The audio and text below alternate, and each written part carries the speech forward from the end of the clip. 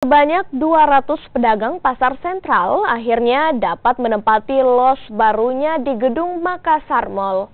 Sebelum menempati kios barunya, para pedagang membongkar lapak mereka yang telah digunakan untuk berjualan sejak 5 tahun terakhir. Setelah menunggu selama 5 tahun, pedagang Makassar atau pedagang pasar sentral akhirnya menempati kios baru. Relokasi ini merupakan kesepakatan antar M-Tir sebagai pengembang PD Pasar Raya, Makassar, dan para pedagang. Pedagang berharap lokasi baru ini mudah diakses oleh pembeli nantinya. Sebelum direlokasi, para pedagang membongkar lapak sementara mereka. Entah bagaimana ke depannya ini.